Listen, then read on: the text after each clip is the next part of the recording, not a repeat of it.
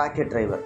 1948 மெட்ராஸ் யூனிவர்சிட்டியில் படிக்க வந்த டாக்டர் ஏபிஜே அப்துல் கலாம் டக்குன்னு எதிர்பாராத விதமாக டைம் ட்ராவல் ஆகி 2024க்கு வந்துடுறாரு. செம்ம இன்ட்ரெஸ்டிங்காக இருக்குல்ல, அதான் கதையேவும். அப்படி டைம் ட்ராவல் ஆகி வந்தவர் ஒரு ஆட்டோ டிரைவரை மறித்து எனக்கு மெட்ராஸ் யூனிவர்சிட்டி போகணும், இந்த இடமெல்லாம் புதுசாக இருக்குது, என்னை கூட்டிகிட்டு போங்கன்னு சொல்கிறாரு. ஆட்டோ டிரைவர் நார்மலாக தான் பார்க்குறான், ஆனால் அவங்க ட்ரெஸ்ஸு பெட்டியெல்லாம் வேறு மாதிரி இருக்குன்னு பார்த்துட்டு சரின்னு கூப்பிட்டு போகிறான்.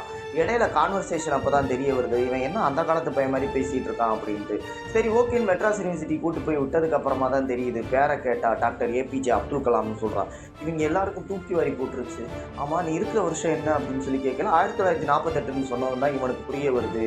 ஓகே ஓகே ஓகே எங்கிட்ட டைம் ட்ராவல் பண்ணி அங்கேருந்து இங்கே வந்துட்டாரோ, இப்போ இவர் எப்படி திருப்பி அங்கே கூப்பிட்டு போகிறது அப்படின்னு சொல்லி யோசிச்சுட்டு இருக்கான். இல்லை இவர் வந்ததுக்கான பர்பஸ் என்ன, எப்படி இவர் முதல்ல இந்த 2024க்கு வந்தார் அப்படின்றதெல்லாம் மீதி கதை. ஓவராலாக ஒரு இன்ட்ரெஸ்டிங்கான கதை. கண்டிப்பாக ஒரு டைம் ட்ரை பண்ணி பார்க்கலாம்.